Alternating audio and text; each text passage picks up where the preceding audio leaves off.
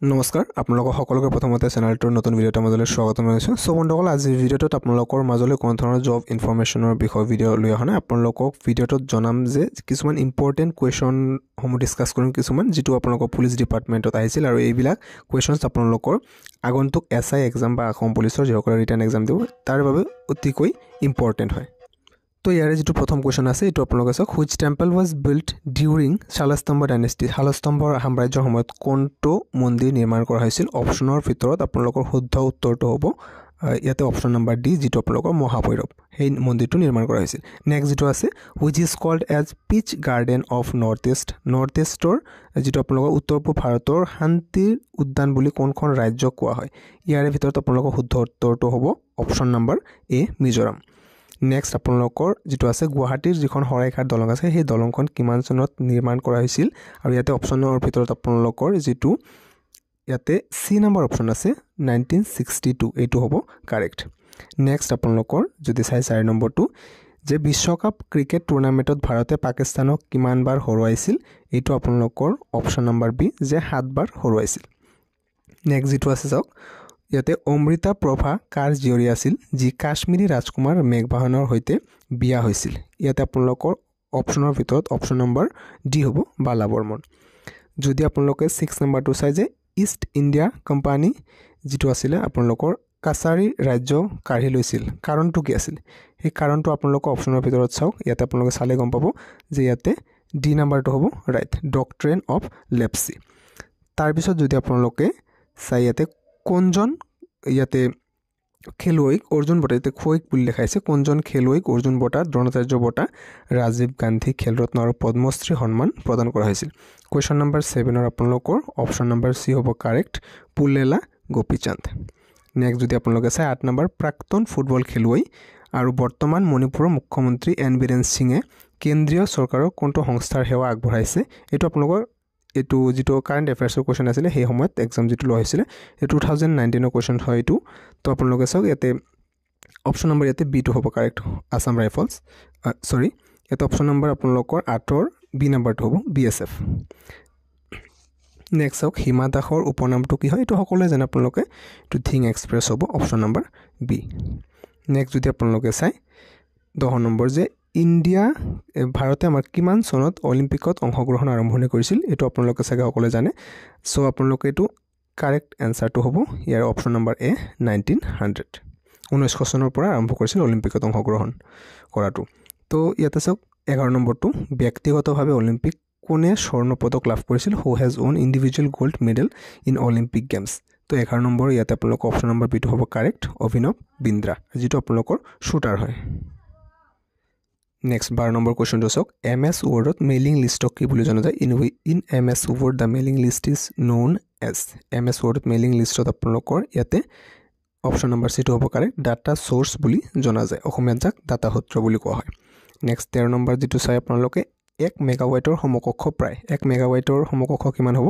ইয়াতে আপোনালোকৰ 1 MB, মানে 1 মেগাবাইট মানে 1 MB, ইয়াতে অপশ্যনটো হ'ব চি, 10 লাখ বাইটছ। আৰু অপশ্যনত যদি আপোনালোকৰ থাকে ইয়াতে 1 MB মানে 1024 KB বুলি থাকিলে সেইটো আপোনালোকৰ কাৰেক্ট হৈ যাব।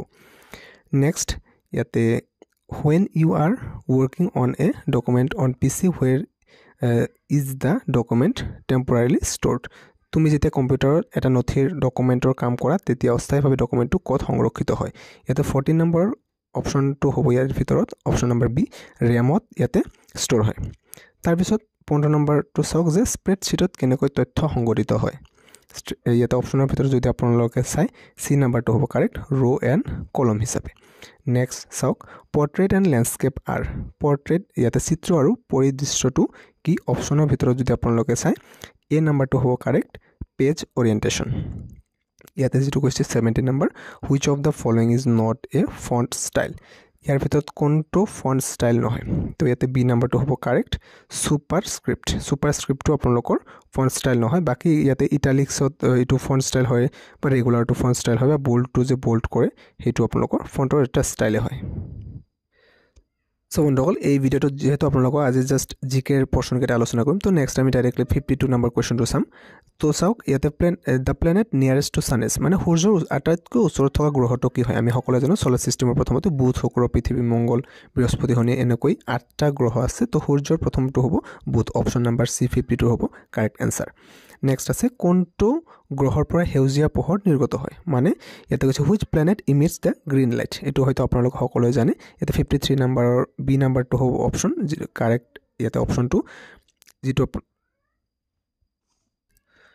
অৰ্থাৎ ইউৰেনাস নেক্সট চাওক আপোনালোকে territorial water means territorial water মানে কি ইয়াতে হ'ব আপোনালোক 54 হ'ব অপশ্যন নম্বৰ সি অৰ্থাৎ এখন দেশৰ কাখৰীয়া সাগৰৰ পানীক টেৰিটৰিয়েল ওয়াটাৰ বুলি কোৱা হয় আৰু লগতে দিলৱাৰা টেম্পল ক'ত উপস্থিত আছে এটো আপোনালোক 55 ইয়াতে যদি চাই ইয়াৰ কাৰেক্ট এনসাৰটো হ'ব মাউণ্ট আবু নেক্সট টু চাওক যে vice president of India is the head of যে আমাৰ উপৰাষ্ট্ৰপতি গৰাকী মুৰব্বী হয় তলৰ কোনখন ইয়াতে অপশ্যন কেইটা দিয়া আছে ইয়াৰ ভিতৰত কোনটো হ'ব 56ৰ তো আপোনালোকে এইটো আমি সকলোৱে জানো যে ইয়াতে ৰাজ্যসভাৰ মুৰব্বী হয় উপৰাষ্ট্ৰপতি গৰাকী সো আৰু ইয়াতে আপোনালোকে নেক্সট চাওক যে আন্তৰ্জাতিক তাৰিখ ৰেখাই কি হৈছায় অৰ্থাৎ ইন্টাৰনেশ্যনেল ডেডলাইন ৰেফাৰ্স টু 57 ৰ কাৰেক্ট ইয়াতে অপশ্যনটো হ'ব option number D 180 degree longitude next two যদি আপোনালোকে চাই ইয়াতে কৈছে যে scurvy is caused by deficiency মানে স্কাৰভি এটা বেমাৰ হয় ইয়াৰ কিহৰ অভাৱত মানে স্কাৰভি বেমাৰটো দেখা দিয়ে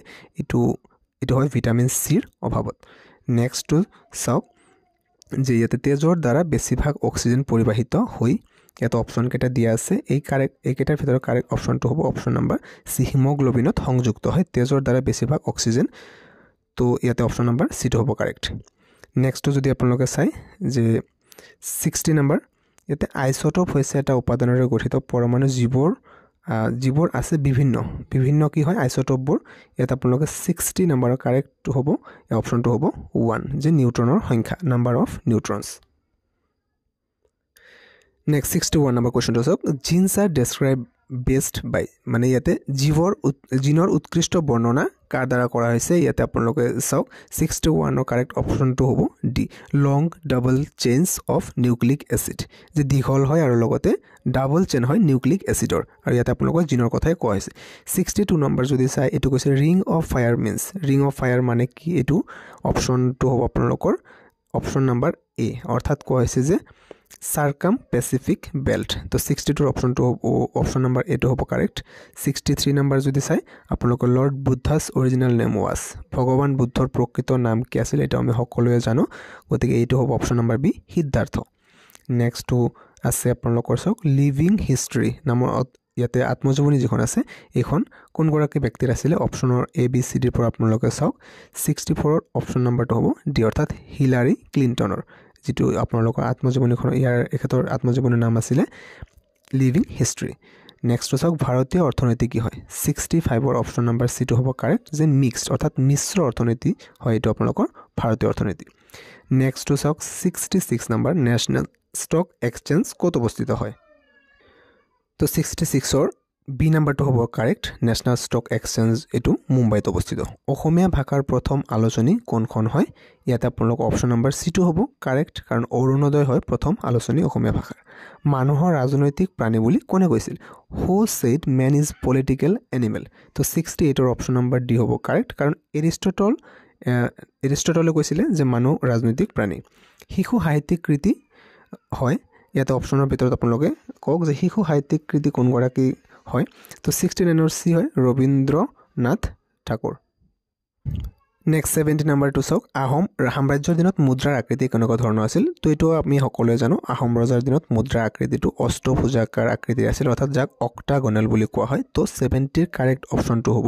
অপশ্যন নম্বৰ ডি কিন্তু ইয়াতে যদি কোচ ৰজাৰ দিনত ক'লেহেঁতেন তেতিয়া হ'লেহেঁতেন ইয়াতে বৃত্তাকাৰ আকৃতিৰ নেক্সট চাওক 71 ৰাজ্যসভাত অসমৰ সাংসদৰ সংখ্যা কিমান আসাম সিটস ডেছ এমপিছ টু ৰাজ্যসভা যে অসমৰ পৰা ৰাজ্যসভাৰ কিমান সংখ্যা গৈছে তো এটো আমি সকলোৱে জানো 71 ৰ কাৰেক্ট অপশ্যনটো হ'ব ইয়াতে ডি নম্বৰ অৰ্থাৎ 7টা ৰাজ্যসভাত আসন আছে আৰু যদি কয় লোকসভা তেনেহলে ইয়াতে হ'ব 14টা কাৰণ অসমৰ পৰা এমপিৰ সিট টোটাল 14টা আছে নেক্সট 72 কৈছে কোন গৰাকী ৰজাৰ দিনত মহাপুৰুষ শংকৰদেৱে এক শৰণ নাম ধৰ্ম প্ৰতিষ্ঠা কৰিছিল এই তলত অপশ্যন দিয়া আছে 72 ৰ কাৰেক্ট অপশ্যনটো হ'ব পি ৰজা নৰনাৰায়ণৰ দিনত নেক্সট 73 শিৱদৌল কোনগৰাকী ৰাণীয়ে নিৰ্মাণ কৰিছিল অপশ্যনৰ ভিতৰত কাৰেক্ট অপশ্যনটো হ'ব বি নাম্বাৰ অৰ্থাৎ অম্বিকা কোৰিয়ে মহাৰাজা ধীৰাজ বুলি কাক কোৱা হয় অপশ্যনৰ ভিতৰত আপোনালোকে চাওক 74 কাৰেক্ট অপশ্যনটো সি নাম্বাৰ হ'ব পুষ্যবৰ্মনক মহাৰাজা ধীৰাজ বুলি কোৱা হয় ইয়াতে কৈছে সোণালী বান্দৰ ক'ত পোৱা যায় where will you find golden langur ইয়াতে আপোনালোকৰ অপশ্যনৰ ভিতৰত পবিতৰা লাউখোৱা চক্ৰশিলা পানীদিহিং এইকেইটাৰ ভিতৰত